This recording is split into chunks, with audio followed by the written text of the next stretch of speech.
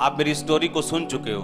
जब मैंने ये कहा था कि 2004 में परमेश्वर ने मुझसे ये वचन के द्वारा बात की थी कि इसलिए हे मेरे प्रिय भाइयों, दृढ़ रहो और अटल रहो और प्रभु के काम में सर्वदा बढ़ते जाओ, क्योंकि ये जानते हो कि तुम्हारा परिश्रम प्रभु में व्यर्थ नहीं। और ये बात मेरे दिल को छुई थी कि अगर मैं परिश्रम करूं, अगर मैं मेहनत करूं, तो मैं अपनी प्रॉब्लम से, बीमारियों से, डिप्रेशन से, दुष्ट आत्मा से, हर एक चीज जो ट्रबल देती थी उससे मैं फ्री हो सकता हूं। और मेहनत शुरू की, मैंने आपको बताया, फास्टिंग शुरू की। हर हफ्ते 3, मैं नहीं कह रहा आप ऐसे फास्ट रखो, क्योंकि उसके अपने कुछ प्रॉब्लम्स भी हैं, कि हर हफ्ते 3 दिन रात के फास्ट, 3 दिन रात के फास्ट खोलने, तो दिन के फास्ट। अगर मुझे तब याद होता, कुछ पता होता कि फ्यूचर में मैं ऐसा होने वाला हूं, तो शायद मैं आपको यह भी बता देता कि मैं सिर्फ कितने दिन, 3 साल 2004, 5 और 6, कितने दिन मैंने सुबह खाना खाया, वो सिर्फ उंगलियों पे होता। इसलिए नहीं कि मैं बड़ा भगत था, इसलिए कि मुझे डिलीवरेंस चाहिए थी, हीलिंग चाहिए थी। इस वजह से परमेश्वर ने मेरे रोजे, फास्टिंग, प्रेयर शुरू करवाई। असल मकसद ये था जो आज आप देख रहे हो। लेकिन ट्रबल को परमेश्वर ने यूज किया, दुष्ट आत्मा को यूज किया, बीमारी को यूज किया, डिप्रेशन को यूज किया, हर फुलिश थिंग को परमेश्वर ने यूज किया कि मैं उसमें आगे बढ़ सकूं। और बाइबल कहती, अगर आप अपने आप से ज्यादा प्यार करते हैं, आप पापी हैं, गुनहगार हैं, आप व्यभिचारी। और इसीलिए बाइबल में लिखा, अपने शरीर को, अपने अंगों को धर्म के हथियार होने के लिए सौंप दो। जब फास्टिंग शुरू हुई, क्रेजी फास्टिंग, मैं नहीं रिकमेंड करता आज आप ऐसी फास्टिंग करें। रोड पे लेटना पड़ गया एक दिन मेरे को। रोड पे मैं किसी का पता लेने गया, रोड पे मैं खुद लेटा हुआ था हॉस्पिटल के बाहर, इतना स्टमक मेरा प्रॉब्लम में था। लेकिन एक बात पक्की है, उसमें किया गया परिश्रम कभी भी व्यर्थ नहीं होता। आज जिस भवन में आप बैठे हो, मैं नहीं जानता, इसकी नींव रखने से शायद पहले की बात है, एक दिन मैं प्रार्थना करने के लिए जाना चाहता था, लेकिन मैं नहीं चाहता था कि मैं कहीं या चर्च में आके करूं, या मैं कहीं दूर जाना चाहता था। चर्च में आप लोग कर सकते हो क्योंकि आपको यहाँ कोई जानता नहीं होगा, लेकिन अगर मैं यहाँ पे कहीं घुटने टेक लूं तो बाहर लाइन लग जाएगी कि जब आएंगे ना वापिस तो पकड़ लेंगे। इसलिए मैंने चाहा मैं दूर जाके प्रार्थना करूं।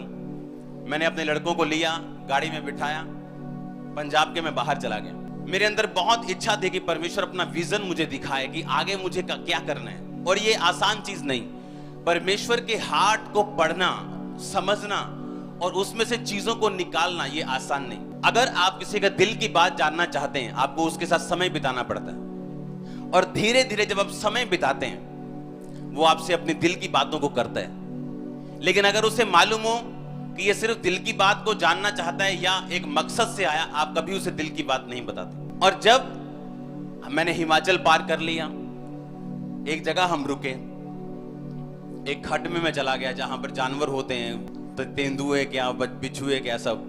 वो मैं नीचे चला गया और लड़के ऊपर थे और मैं नीचे प्रेयर कर रहा हूं। और जब मैं प्रेयर कर रहा हूं, परमेश्वर मुझे विजन दे रहे हैं। लोग अलग अलग जगह पे बैठे हैं और टीवी से मुझे देख रहे हैं, अलग अलग चर्चेस में बैठे हुए। और मैं विजन को देख रहा हूं, परमेश्वर मुझे बता रहा है, मैं प्रार्थना कर रहा हूं। इसलिए नहीं कि मैं विजन पा सकूं, सिर्फ प्रेयर करने के लिए मैं गया था कि मैं परमेश्वर से, शायद वो प्रार्थना मैंने 1000 बार की हो लेकिन मुझे कोई उत्तर ना मिला। तो एक रेगुलर प्रेयर की तरह तब भी मैं प्रेयर कर रहा था। और मुझे विजन मिलता है कि अलग अलग जगह पे लोग बैठेंगे, ब्रांचेस में लोग बैठेंगे, ओवरफ्लो हॉल्स होंगे। और जब वो विजन परमेश्वर ने दिया, और हंसी की बात यह, जब मैं ऊपर आया, पहाड़ के ऊपर आया प्रार्थना करके, एक बंदा वहां, 2 बंदे कुछ लकड़ी का काम कर रहे थे। कहते पास्टर जी तुसी थे? मैंने कहा यहां भी मत छोड़ना मेरे को, इतनी दूर आके। मेरे को मालूम नहीं था वो कौन लोग हैं, लेकिन वो पंजाबी थे, कोई हिमाचल बॉर्डर का था, लेकिन मुझे जानते थे, कुछ लकड़ी का काम कर रहे थे। लेकिन मैं अपना काम तब तक कर चुका था। गाड़ी में बैठा, मैं वापिस जलंधर की ओर आ गया। ये मैं इसलिए कह रहा हूं कि अगर आप सीरियस हैं परमेश्वर में, अगर आप समय बिताते हैं परमेश्वर के साथ, जेन्युइनली समय बिताते हैं, जेन्युइनली प्रेयर में, जेन्युइनली फास्टिंग में, जेन्युइनली होलीनेस में, पवित्रताई में, वो आपको ऐसा विजन देगा जो आपकी जनरेशंस को बदल देगा। लेकिन ये आसान नहीं, एफर्ट, कॉन्टिन्यूटी, लगातार प्रार्थना करना बड़ी बात नहीं, लगातार प्रार्थना करना बड़ी बात। फास्टिंग करना शौक में बड़ी बात नहीं, 1 साल पवित्रताई में रहे, ये बहुत बड़ी बात नहीं, लगातार कॉन्टिन्यूटी में रहना। और याद रखो, परमेश्वर पास्ट में वो आपके साथ रहा है, हाँ या ना? अगर वो आपको यहां तक लेके आ सकता है, सोचो फ्यूचर कैसा होगा। अगर आप अपने पास की ओर ध्यान देंगे, बीते काल की ओर ध्यान देंगे, परमेश्वर ने आपको बचाया है, हाँ, सुरक्षित रखा है। आप दोनों किडनियां सही सलामत लेके बैठे हो, हार्ट सही सलामत लेके बैठे हो, बिना एक्सीडेंट के बैठे हो। तारीफ करो परमेश्वर की। और जितना आप रिकॉग्नाइज करेंगे परमेश्वर के अनदेखे हाथ को, वो उतना हाथ अपना बड़ा करेगा। अगर आप उसकी दी हुई ब्लेसिंग्स को, जिस जगह आप पहुंचे हो, परमेश्वर ने बहुतों को हटा दिया अपनी पोजीशन से, जब उन्होंने ये समझा कि हम अपनी बल बुद्धि और ताकत से यहां पहुंचे, या अगर हम नहीं होंगे तो कुछ नहीं होगा। ये ध्यान देना है कि आप जिस जगह पे पहुंच चुके हो, आप उसके वर्दी, आप उसके काबिल नहीं थे, लेकिन परमेश्वर आपके साथ है, इसलिए आप पहुंचे। सांसारिक रीति से भी, आत्मिक रीति से भी, अगर एक व्यक्ति आपकी लाइफ में आपको ब्लेस करते हैं और फिर ब्लेस करता है, और अगर आप उस ब्लेसिंग को नॉर्मल समझने लग जाएं, फेमिलियर कर दें, उसे आम सा कर दें, वो ब्लेसिंग देना आपको बंद कर देता है। ऐसा ही परमेश्वर है। जब हम थैंकफुल नहीं रहते और उसके अनदेखे हाथ को पहचानते नहीं, वो वेट करता है अगली ब्लेसिंग देने से पहले कि हम उसकी पिछली ब्लेसिंग्स के लिए थैंकफुल हैं, और जब हम हो जाते हैं अगली ब्लेसिंग को वो रिलीज करता है। कि नया दाखरस पुरानी मशकों में, पुरानी मशक मतलब पुराना जीवन, वो नहीं चाहता कि जब इतनी ब्लेसिंग वो पुराने जीवन में उंडेल दे कि वो फट जाए, वो नाश हो जाए। इसलिए वो वेट करता है, वो इंतजार करता है आपकी कैपेसिटी के बढ़ने का, वो वेट करता है। और जब कैपेसिटी बढ़ जाती है, उसके पास दाखरस की कोई कमी नहीं। इसलिए बाइबल में प्रार्थना है कि मेरी हदों को बढ़ा। उसकी हदें तो बहुत हैं, लेकिन हमारी हदें छोटी।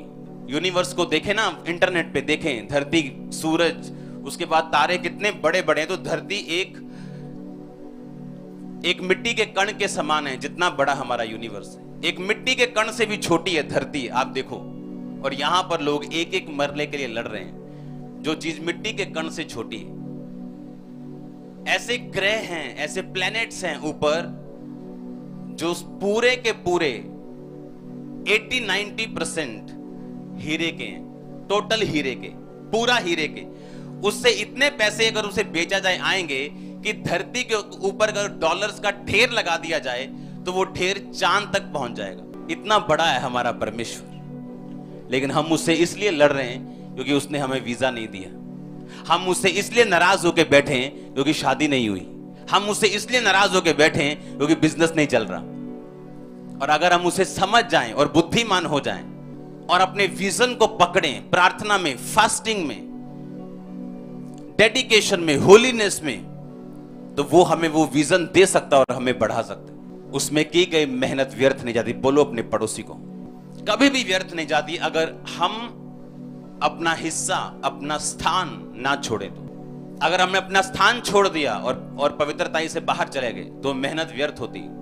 इसलिए पौलुस का डर था ये बाइबल में कुछ कलीसियाओं के विषय में कि जितनी मेहनत मैंने तुम्हारे विषय में की है, मुझे डर है कि वो व्यर्थ ना हो जाए और शैतान तुम्हें बहकाए ना। याद रखो, आपको विजन की जरूरत है अपनी लाइफ के लिए, और वही विजन है जो आपको आगे लेके जाएगा। जब साधु सुंदर सिंह,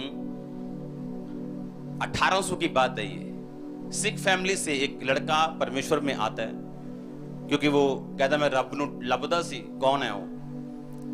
और जब वो परमेश्वर में, उसको मालूम होता है कि यीशु मसीह एक जीवित परमेश्वर, धर्म और जात को बदलने के लिए नहीं, वो मेरे लिए मारे गए और गाड़े गए। और जब उसने सेवकाई को शुरू किया, परमेश्वर ने उसे विजन दिया, क्योंकि उस समय इंडिया जो था वो ब्रिटिश गवर्नमेंट के अधीन था, अंग्रेजों के अधीन था। जब उसने विजन पकड़ा तो उसने कहा मैं उनके जैसे कपड़े पहन के, पास्टर्स के जैसे पोशाक पहन के, क्रॉस डाल के मैं इंडियंस को बदल नहीं सकता हूं। मुझे इंडियंस को बदलने के लिए इंडियंस के जैसा बनना पड़ेगा, ताकि इनको ऐसा ना लगे कि मैं किसी गोरे परमेश्वर का प्रचार कर रहा हूं, जबकि परमेश्वर यीशु मसीह गोरों के देश में नहीं बल्कि एशिया में जन्मे हैं, हमारे अपने एशिया में। यीशु मसीह के दादा, बाप, दादा, परदादा, ग्रेट ग्रेट ग्रेट से लेके 42 पीढ़ी तक सब लिखा हुआ है, ताकि लोग ये ना कहें ये फेक एक कैरेक्टर है। 42 पीढ़ी, वो कहां जन्मे, उनके नाम, वो शहर आज भी हैं। आमीन। आज भी उनके नाम हैं उन शहरों, वो शहर कहां है? आदम से लेके, अब्राहम से लेके आगे आगे आगे आगे, रूत क्या, दाऊद क्या, यशे, उसका आगे सब नाम के बाद एक एक नाम एक उनका रिटर्न है वहां, वो घर जहां यीशु मसीह। और जब उस व्यक्ति को मालूम होता है और प्रभु से वो विजन लेता है, और वो उसी तरह पगड़ी में सुसमाचार सुनाते थे और संतरी रंग के कपड़े पहनते थे, और वो चाइना, तिब्बत, नेपाल, बर्मा, जो जो उस जमाने में देश थे, बांग्लादेश शायद वहां तब नहीं था, इसलिए उस जीवनी में बांग्लादेश का नाम नहीं, पाकिस्तान का नाम नहीं, क्योंकि वो भी नहीं था, वो भी इंडिया में था। सब जगह उन्होंने प्रीच किया, अमेरिका में गए, काफी जगह प्रीच किया। मैं ये इसलिए बता रहा हूं, मैंने कभी इनके बारे में जाना नहीं था। मुझे मालूम था कोई साधु सुंदर सिंह है और वे परमेश्वर के one of the greatest servant of God रहे दुनिया में, जब तक खुदावंद ने अपने दासों को भेजा, आज तक के सबसे ग्रेटेस्ट में से एक है। और जब दोपहर का समय होता है, मैं रोज 3-4 मिनट कोशिश जरूर करता हूं कि मैं धूप में जरूर जाऊं, चाहे गर्मी हो चाहे सर्दी हो। यह मेरी प्रार्थना का हिस्सा है। और कल मैं जब अपने प्रेयर रूम से बाहर निकला और मैं जाने के लिए तैयार हुआ, तो कल धूप इतनी थी कि जमीन सारी सड़ रही थी, बिल्कुल गर्म थी, और जहां मैं बैठता हूं वो थोड़ी दूर था। कन्विक्शन हुई अंदर से कि मैं नंगे पैर जाऊं, और मैं जब नंगे पैर वहां बैठा, जितना भी टाइम स्पेंड करना था वहां बैठ के, जब मैं वापस आया तो मेरे पैर जल रहे थे। और मैंने प्रभु से पूछा, आपने क्यों मुझे वहां नंगे पैर भेजा, मेरे पैर जल रहे हैं। तो प्रभु ने कहा, मैं तुझे साधु सुंदर सिंह वाला मसा देने जा रहा हूं। अपने लिए पर्सनल, अपने लिए कोई परमेश्वर का शब्द सुना होगा इस तरह का। वैसे डेली बेसिस पे मैं सुनता हूं क्या करना है मिनिस्ट्री में, इधर लाइफ में, लेकिन ऐसा इस तरह का शब्द मेरा ख्याल है मेरी लाइफ में मुझे 7 या 8 बार मिले होंगे 17 सालों में, इससे भी कम ही मिले होंगे। सिर्फ मुझे 3-4 याद हैं जो अब याद हैं। और तब मैंने साधु सुंदर सिंह के बारे में पढ़ा। पहले मैं उन्हें जानता नहीं था, हाँ सुना था, ये मालूम था कि ऐसे ऐसे है, लेकिन कल फिर मैंने उन्हें पढ़ा। मैंने कहा कौन है जिसे परमेश्वर बोल रहा है, जिसे मैंने सुना है, और परमेश्वर भी जिसकी बात कर रहा है, वो कौन है। मैं उसे पढ़ना चाहता हूं, मैं उसे सुनना चाहता हूं। इंटरनेट से निकाल कर पढ़ा जो मैंने अभी आपको बताया, वो मैंने कल पढ़ा परमेश्वर का वर्ड लेने के बाद। याद रखो, अभी तो शुरुआत है। परमेश्वर अपना प्लान कभी जाहिर नहीं करता। वो ये चाहता है कि जब हम अपने परफेक्ट प्लान में जो परमेश्वर ने सोचा है वहां तक जाने से पहले वो ये मेक श्योर करता है कि हमारा आसपास, हमारी लाइफ, हमारा मन, हमारा कॉन्शियस, हमारा विवेक, हमारी संगति। आप ग्रेटेस्ट मैन ऑफ गॉड को पढ़ेंगे, जब जब परमेश्वर ने उन्हें आगे बढ़ाने से पहले उनकी लाइफ से गलत लोगों को बाहर निकाला है। अनफ्रूटफुल लोग, अनग्रेटफुल लोग, अनथैंकफुल, जो थैंकफुल नहीं है, ग्रेटफुल नहीं है, उनसे परमेश्वर नफरत करता है इसलिए नहीं, नो, उनसे भी प्रभु प्यार करता है, लेकिन वो आपसे ज्यादा करता है और आपकी लाइफ में प्लान उसका बहुत बड़ा है, उनसे हजारों गुणों। ताकि जब आप आगे बढ़ें, आपके आसपास ऐसा कोई व्यक्ति ना हो जो आपको डिस्टर्ब कर सके, डिस्ट्रैक्ट कर सके। आप जितने greatest man of God Bible में देखेंगे, इस दुनिया में देखेंगे, उनकी संगति, मतलब प्रीच उन्होंने करोड़ों में की है, लाखों में की है, हमेशा लाखों लोग इकट्ठा होते रहे, लेकिन उनकी जिंदगी में पर्सनल उनके आसपास उंगलियों में लोग होते हैं। हमेशा जितने वो ग्रेट होते हैं उतने लिमिटेड संगति में डेली की रहते हैं, क्योंकि परमेश्वर अपने प्लान को पूरा करने के लिए तैयार रहता है। वो आपको सोशलाइज होते हुए नहीं मिलते, आपको आम लोगों की तरह जीवन बिताते हुए नहीं मिलते। लोग दुखी हो गए हैं क्वारंटाइन हो के। मैंने कहा हम 14 साल से क्वारंटाइन है और हम हैप्पी हैं अपनी लाइफ में, इसलिए हम डिप्रेस क्यों नहीं हुए, मेरे बच्चे डिप्रेस क्यों नहीं, मेरी वाइफ डिप्रेस क्यों नहीं है, मैं डिप्रेस क्यों नहीं हुआ, क्योंकि हम रहते ही इस तरह से थे जिस तरह से परमेश्वर ने आपको रहना सिखाया 2 महीने, और तौबा करवा दी आपकी।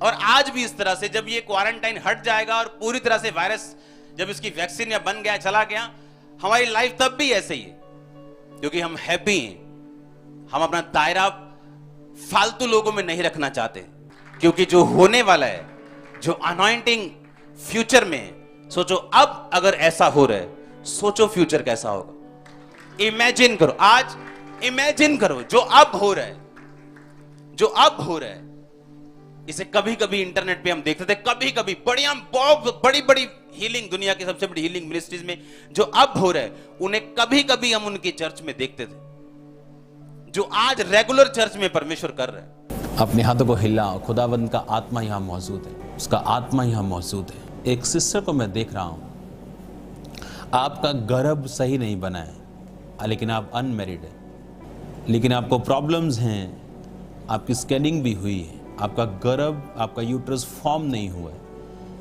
मैं आज मीटिंग में खुदावंद की आत्मा को आपको छूते हुए देख रहा हूं, without any medicine, without any touch, without any exercise, कुछ भी किए बिना आपके अंदर और भी चीजें हैं जो पूरी तरह फॉर्म नहीं है, एक अधूरापन है। और मैं देख रहा हूं इस मीटिंग में खुदावंद का रूह आपको छू रहे हैं। आप जैसे जैसे बड़ी होंगे, अब वो फॉर्म होगा जो कभी नहीं हुआ, लेकिन आपको तब समझ आएगा जब आपकी मैरिज होगी, लेकिन आप हील हो चुकी राइट नाउ, आपकी 100% हीलिंग अभी हो चुकी, अब वो सिर्फ बढ़ेगा, फलवंत होगा। हर एक गुप्त रोग यीशु मसीह के नाम से भाइयों से बहनों को छोड़ के जाए, हर एक शैतान की ताकत आपको छोड़ के जाती रहे, जादू टोने जाते रहे, दुष्ट आत्मा के प्रभाव जाते रहे, जितने जादू टोने आपके घरों पे, आपके घरों की दहलीजों पे, आपके जीवनों में, दुकानों में किए गए, इन द नेम ऑफ जीसस। और परमेश्वर उसे डिलीवर कर रहा है। मैं वो हूं, इसका रंग सिस्टर का काला है, छोटी सी है, और परमेश्वर का आत्मा इसे छू रहा है राइट नाउ। इसने पंजाबी सूट डाला हुआ बिना चुन्नी के, और परमेश्वर का आत्मा इसे छू रहा है राइट नाउ। हिलाओ अपने हाथों को, थैंक यू जीसस। कानों के रोगियों को मैंने फ्री होते हुए देखा है राइट नाउ। आपके कान खुले, आपको चेक करना है, आपको चेक करना है, होली स्पिरिट कह रहा है आपको चेक करना है। जिनको कानों के रोग हैं, आपके माता पिता अगर मेरी बात सुन रहे हैं, अपने बच्चों को साइड पे ले जाओ, चेक करो। होली स्पिरिट ने मुझे क्लियरली दिखाया राइट नाउ कि वो दोनों कान ओपन हुए हैं। आपके गर्भ को मैं ब्लेस्ड घोषित करता हूं, be blessed in the name of Jesus. जो लोग मैरिजेस में लाइफ पार्टनर्स को चाहते हैं, मैं डिक्लेयर करता हूं यीशु मसीह के नाम से, हेवन से आपको लाइफ पार्टनर मिलेगा। और अब आप जब एफर्ट लगाएंगे, अब आप जब ढूंढेंगे, अब जब प्रार्थना में जाएंगे, मैं आपको ब्लेस्ड घोषित करता हूं। वेरी सून खुदावंद का रूह कह रहा है कि आप टेस्टिमनीज के साथ आ रहे हैं। वो आपके फेथ को बढ़ाने के लिए एक नया काम आपकी जिंदगी में करने जा रहे हैं। मैं आपको, आपके बच्चों को ब्लेस करता हूं। सब तरह के रोगों को डांटता हूं, उनकी जिंदगी से निकल जाए यीशु मसीह के नाम से। हर तरह का रोग, हर तरह की बीमारियां आपके बच्चों से, फैमिली से निकल जाए। वायरसेस, वायरल फीवर, हर तरह की infection, in the name of Jesus be free, in the name of Jesus Christ be heal. आपकी छातियों पर से बाहर गया, आप एक ब्रदर है, आपकी चेस्ट भारी है दोनों तरफ से, होली स्पिरिट आपको छू रहा है राइट नाउ। आजाद हो जाओ और चंगे हो जाओ। आपकी इन दोनों उंगलियों को परमेश्वर का आत्मा छू रहा है। ये इन्फेक्टेड भी हैं और टोटल भी हैं। आप एक यंग ब्रदर हैं, होली स्पिरिट आपको टच कर रहा है राइट नाउ। एक सिस्टर को मैं देख रहा हूं, आप पे दुष्ट आत्मा अटैक करता है, खास तौर पे जब आप रसोई में होती और जब आप गैस जलाने वाली होती। आपकी रसोई में मैं आप जलता हुआ देख रहा हूं चीज़ों को, लेकिन इस मस्से के कारण जो परमेश्वर का यहाँ मौजूद है, होली स्पिरिट मुझे कह रहा है कि वो एक ठंडक को आपकी लाइफ में भेज रहे हैं। उस दुष्ट आत्मा को मैं जाते हुए अब देख रहा हूँ। अपनी छाती पे हाथ रख लो, in the name of Jesus Christ. दुष्ट आत्मा निकल जाए यीशु मसीह के नाम से। Go, never come back again. कभी वापस मत आना, यीशु के नाम से निकल जाए। छोटे सिक्के को जब हम थोड़ा सा फैला दें, ऐसे गोल सा, मैं आपके अंदर थक्के जमे हुए देख रहा हूं ब्लड के, और होली स्पिरिट आपको हील कर रहा है। आप यंग हैं बिल्कुल, और आपको डाइजेशन प्रॉब्लम्स रहती है, पेट में दिक्कत रहती है, पेन्स रहती है ज्यादातर। मेडिसिन आप खाते हैं, लेकिन कब इसने होना है, कब खत्म होना है, लेकिन होली स्पिरिट आपको छू रहा है। ये एक डेविलिश अटैक है, ये गलत, ये टूना खाने का रीजन है, जादू खाने का रीजन है, और होली स्पिरिट आपको फ्री कर रहा है राइट नाउ। मैं उसको, आपको फ्री होता हुआ देख रहा हूं, उसकी ग्रोथ को खत्म होते हुए, रिड्यूस होते हुए, खत्म होते हुए उसे देख रहा हूं। Thank you Lord. मैं आपको ब्लेस्ड घोषित करता हूं, आशीषित घोषित करता हूं, in the name of Jesus Christ. मैं आपको ग्रेस में मिलूंगा Tuesday, Thursday, Sunday, copy pen हमेशा रेडी रखो, लिखो, बाद में पढ़ो, रिपीट करो, रिपीट पढ़ो, रिपीट सुनो। आप मीटिंग दोबारा सुनेंगे, हीलिंग फिर होगी। जिनकी स्टार्ट हुई कंप्लीट होगी, और होगी, कंप्लीट होगी। क्योंकि मसा जिन लोगों के ऊपर होता है, उनकी बुक्स को अगर आप 100 साल बाद भी पढ़ेंगे, आप उसी मसे को फील करेंगे। मेरा ये बिलीव है कि प्रभु ने आज आपको छुआ और वो आपको अपने करीब करेगा और आपकी मुश्किलों को दूर करेगा। कभी ना छोड़ेगा, कभी ना त्यागेगा, आपके साथ खड़ा होगा। एक वंडरफुल, सामर्थी, हंसमुख जीवन और फैंटास्टिकली सक्सेसफुल लाइफ देने के लिए वो तैयार है। आप सोच भी नहीं सकते। इंग्लिश के वर्ड आप ग्रामर चेंज कर देंगे अगर आप बोलना शुरू कर देंगे तो। वो इतना ग्रेटनेस के साथ आपकी लाइफ में काम करेगा। उसको टाइम दो, उससे प्रेम करो, उससे लिपटे रहो, खड़े रहो और अड़े रहो। और एक ही परमेश्वर यीशु मसीह, 4 परमेश्वर अगर हैं तो वो आपका परमेश्वर नहीं, वो जेलसी रखने वाला परमेश्वर। अगर एक ही परमेश्वर है यीशु मसीह, तो वो आपकी केयर करेगा। जिसका एक पति हो वो केयर करता है। अगर 10 पति हो तो आप जानते हो उस औरत को क्या कहते हैं। जो लोग पहली बार मुझे देख रहे हैं और प्रभु को ग्रहण करना चाहते हैं, अपनी आंखों को बंद करो, अपने हाथों को उठाओ और बोलो, प्रभु यीशु मसीह मैं पापी हूं, मुझे माफ कर, अपने लहू से मुझे धो, मेरे सारे पापों को धो। मैं तेरे वचन को कबूल करता हूं कि तू जीवित परमेश्वर, तू मेरे लिए मारा गया, गाड़ा गया और तीसरे दिन मुर्दों से जी उठा। तू मुझे अपना बेटा, अपनी बेटी ग्रहण कर। प्रभु यीशु मसीह के पवित्र और सामर्थी नाम में हम मांगते हैं। आमीन, आमीन।